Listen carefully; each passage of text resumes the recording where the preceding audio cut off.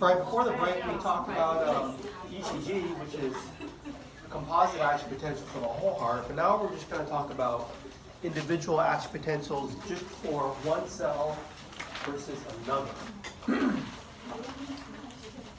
So the microscopic anatomy.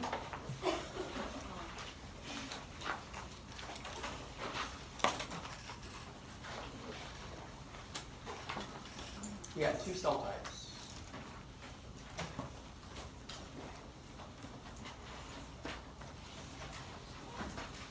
Here we go.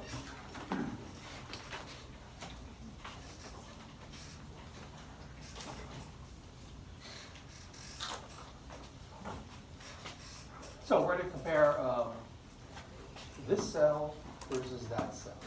The heart is mostly muscle cells or contractile cells.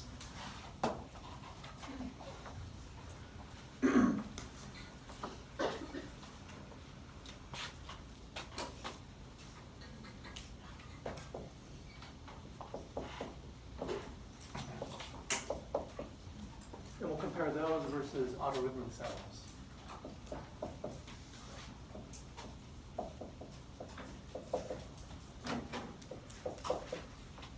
The contractile cells generate the tension, the pumping of the heart. And when we study the action potentials of the myocardium of those cells, they just kind of look like this. Okay, that's the AP.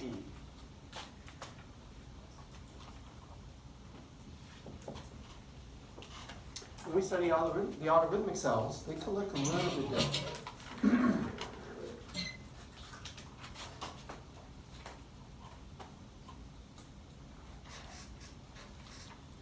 That's the AP, the action potential. Now the autorhythmic cells, like the SA node or the AV node,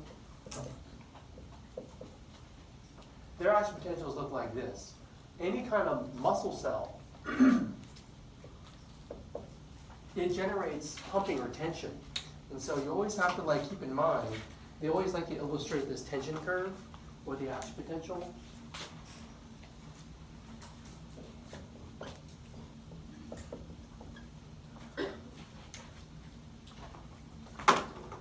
Because when the muscle cells fire an action potential, it makes the muscle cell contract and generate tension. Okay?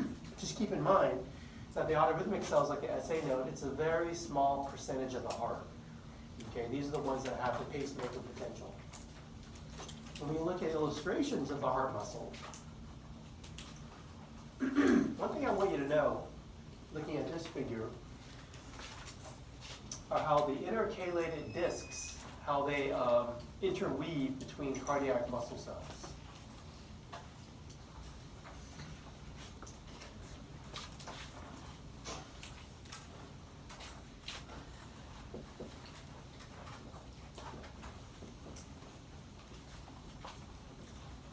What we'll see in this top of the figure here, there's a horizontal part that has gap junctions.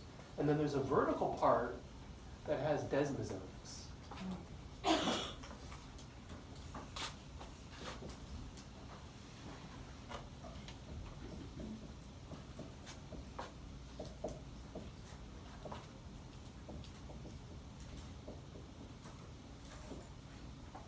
The gap junctions allow the signal to spread from cell to cell very easily, okay? So the dipole, the action potential, it spreads. That's the importance of the gap junctions. The desmosomes in the vertical part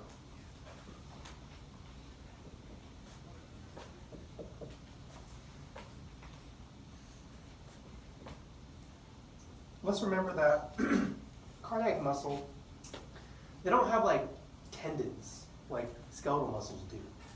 When they contract, the bundles squeeze in a way that squeezes blood out of the heart.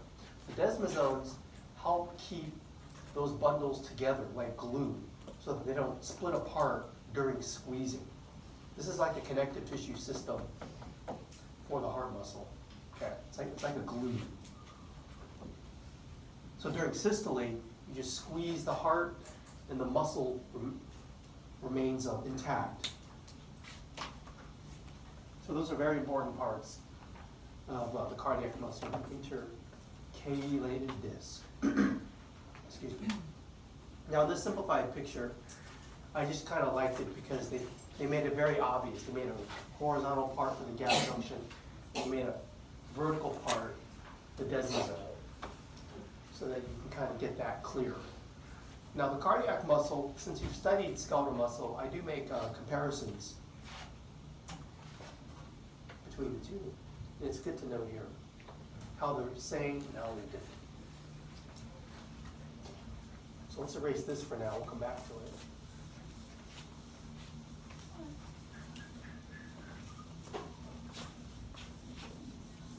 And I'm keeping my eye on the clock. I know how long the dissection takes. I'm going to go up to that point.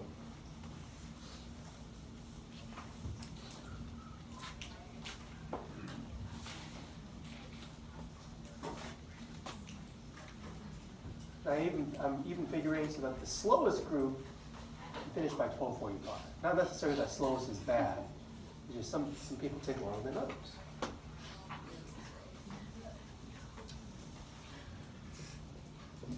So let's compare cardiac muscle. That's the picture on the left versus skeletal muscle. Picture on the right. Now, when you studied skeletal muscle, both muscle types are striated. Now, striation in muscle means the contractile proteins can contract in a way to generate tension. And that's the case in both muscle types. Now, with cardiac muscle, when they generate tension, it's for the force of pumping, right? To squeeze the blood out of the heart. When you generate tension in skeletal muscle, the whole point of the tension is to move a joint in some way. Move joint. And you went through that painstaking, there's an abduct, adduct, flex, extend, we learned about that. That's the point of skeletal muscle. Now, there's other similarities and differences. One thing that is a difference is when you learned about muscle fiber structure, one of the things is that muscle fibers were more or less in parallel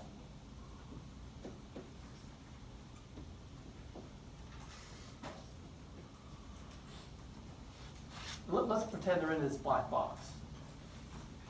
To illustrate a point. These muscle fibers that I've drawn, they're elongated, they're kind of right next to each other. They're not really branching off of each other. How they're innervated is a nerve from the central nervous system. It has to come off of the spinal cord, a motor nerve. And it has to innervate, the muscle fiber to make it contract. Okay, we call this, motor unit recruitment. So let's say the red is a motor unit that makes, number one, number two, muscle fibers contract. And let's say that if you wanted to generate more force, you would have to recruit another motor unit, say a green one. It has to come outside the black box, enter the black box to make it contract, which meaning, we call that extrinsic innervation. The nerve has to innervate the muscle extrinsically. I guess that's the key word, extrinsic. Because over here, we're going to see it's intrinsic.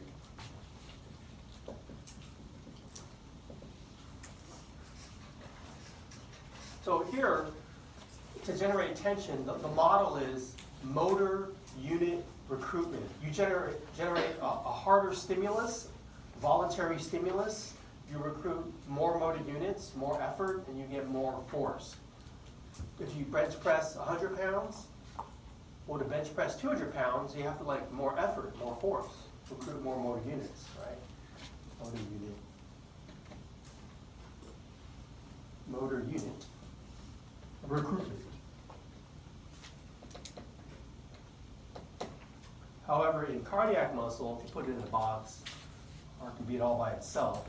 Like let's say you have a heart cell, but it's branched into these two heart cells, and this heart cell is branched, and they're all branched off of each other.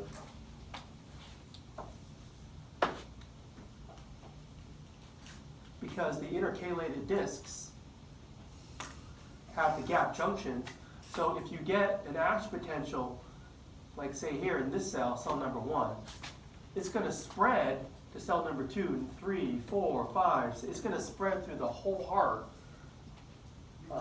very quickly, just like we learned, from the SA node to the atria, down the interventricular septum, up the sides of the ventricular wall.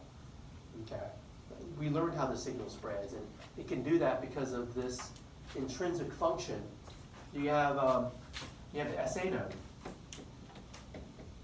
So we say this mechanism of generating tension in the heart, in the cardiac muscle, is intrinsic because the SA node, they have a pacemaker potential, right?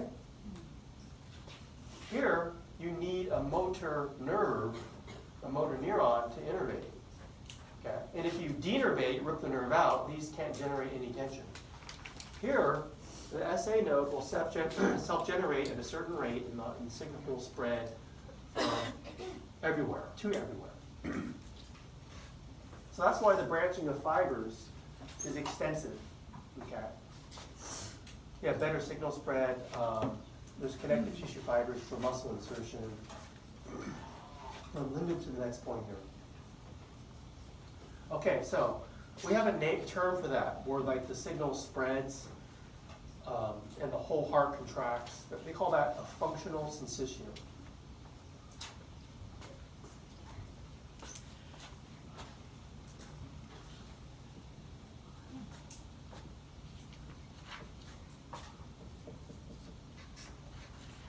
Here, we call that all or none.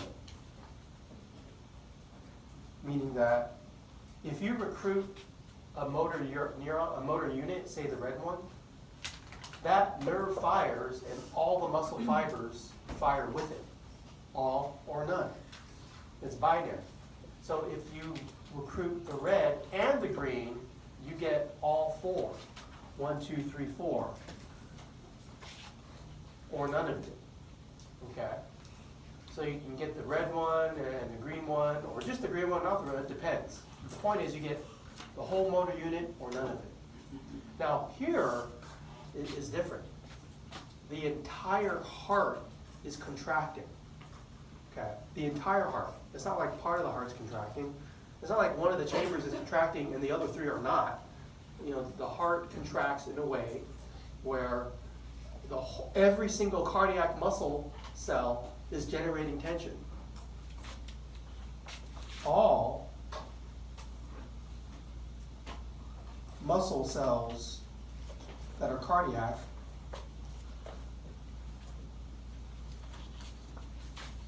are already contracting.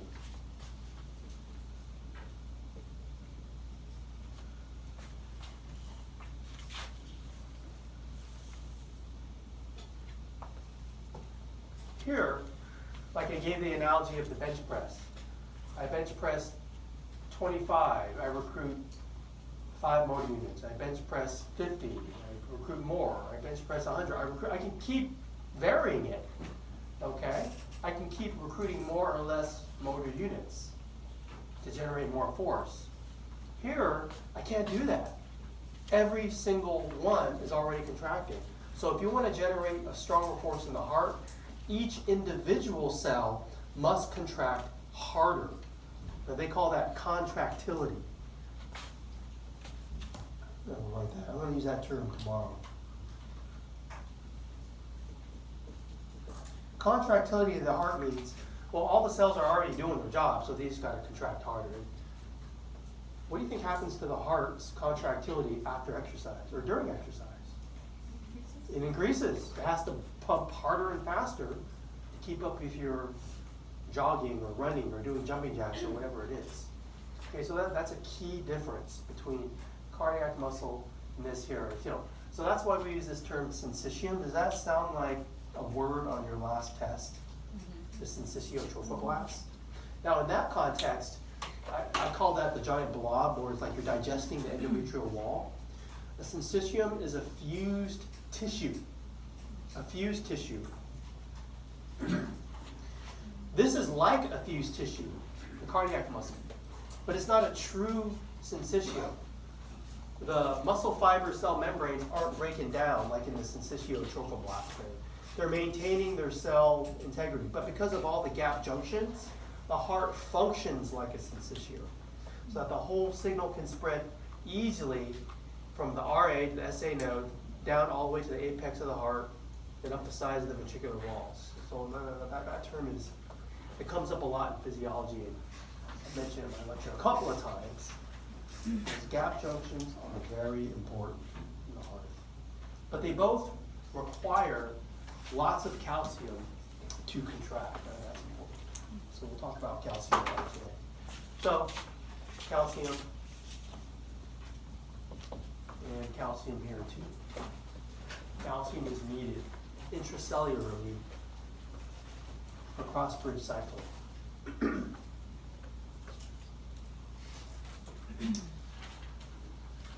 And so let's kind of get back to cardiac and get away from skeletal muscle for now, and understand that when we talk about autorhythmic cells, I'm just talking about ones in the SA and the AV node. Pretty much any muscle cell I call contractile cell in the heart. Okay, and these are the figures that are used in your book a lot, so I put them in this slide, side by side, and we drew them. So you can see that the action potential trace, it's a little different for both. But the point of studying action potential for a student is to understand that, well, you can see that you can generate tension in these cells for the force of pumping. But these, they don't generate tension, but they keep depolarizing to threshold and firing. Their purpose is the pacemaker potential. That's why they're important. They keep the heart beating. Okay. And so before the break, what we had talked about when we did our coloring, we learned how the signal started at your strongest pacemaker.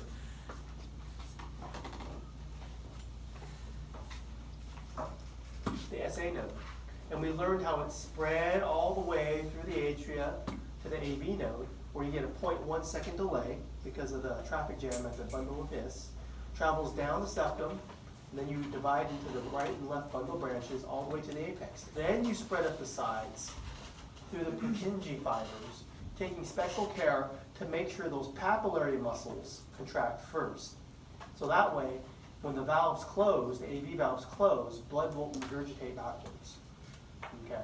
And so here's the time scale. If time starts here at 0, we can see when the SA node fires, by the time the ventricular muscle fires, it's about 150 milliseconds later. So basically, to get from here all the way down to here and start your way up, it takes about 150 milliseconds. Okay.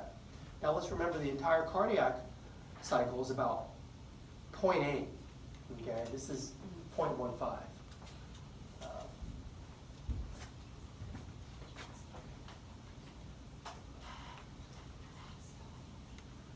Right, and so in terms of the neurophys, I try to keep it really simple.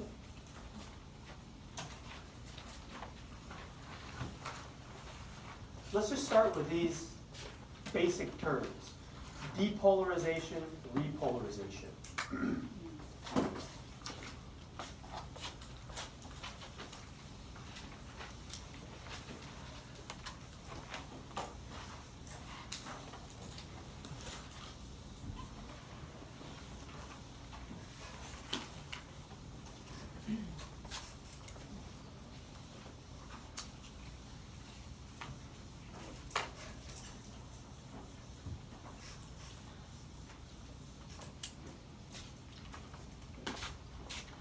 For example, let's say you have a bilayer cell membrane, and you have a charge separation across it. Okay. Now, usually, the condition of rest in a cell that's excitable, they separate the charge in a way so that you have negative charges that line the inside of a cell membrane. Call this in. This is out. in and out of a cell. Here's our resistor, our cell membrane. And usually they have positive charges line the outside. Okay, this is a very unnatural condition, and we talk about resting membrane potential and how the cell establishes that. How the inside, if you take an electrode and you measure it, versus the outside, and those electrodes are hooked up to an amp somehow, or voltmeter or something.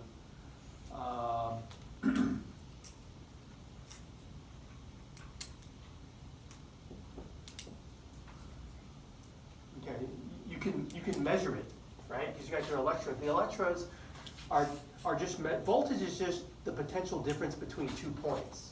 In this case, inside and outside the membrane. That's what physiologists do to study excitable cells. And the condition is extremely polarized.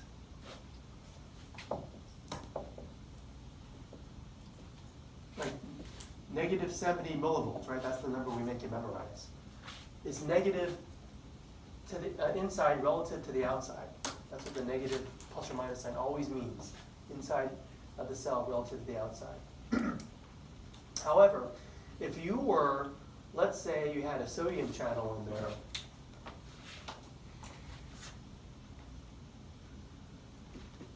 that would allow that plus charge to flow through, because normally a positive charge can't make it through the lipid membrane, right? There's a hydrophobic zone that would keep a positive charge out. Well, let's say you have a channel that allows it to go through.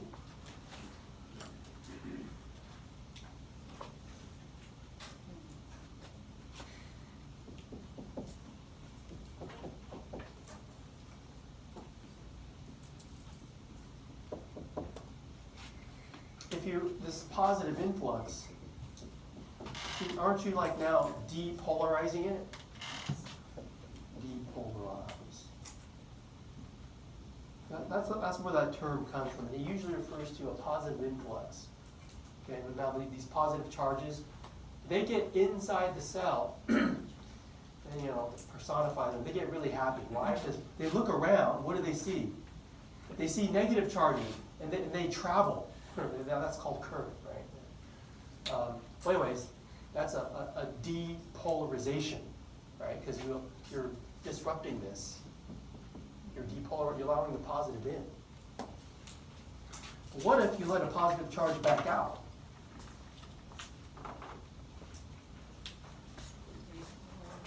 Yeah, repolarization. It's usually carried by the current potassium.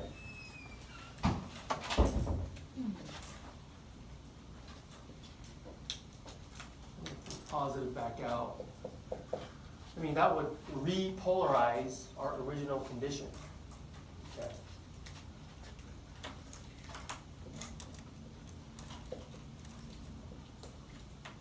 So that's why I said in the slide, usually it's sodium and potassium that are discussed. So what we say, if you depolarize a cell, the cell membrane was simply more permeable, permeability, capital P, that's the term that's used, simply means, well, if the permeability of sodium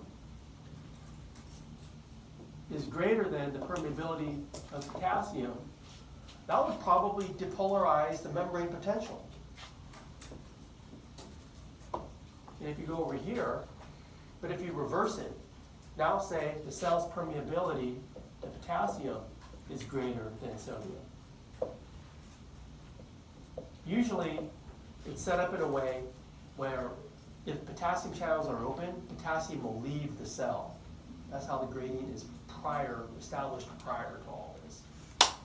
Usually that's what we say. If the permeability of the cell to potassium is more than sodium, you tend to get this net efflux that tends to repolarize the cell. Or keep it at negative 70 or whatever. And that's the basic idea. Any questions on what I mean by these terms? So then in repolarization, basically all the positive that went in is getting kicked out?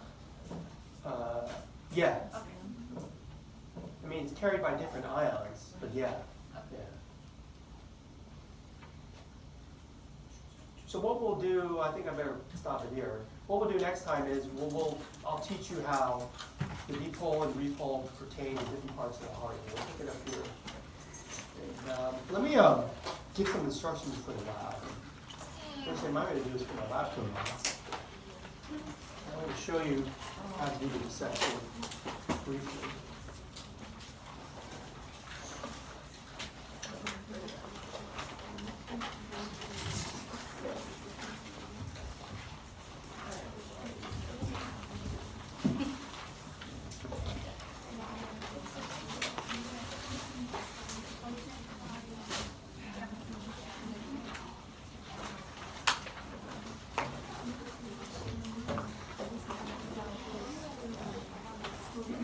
So hopefully you buy your gloves and goggles. If you have glasses, that's okay. Just to be safe. There should be enough protection. Let me show you where everything is.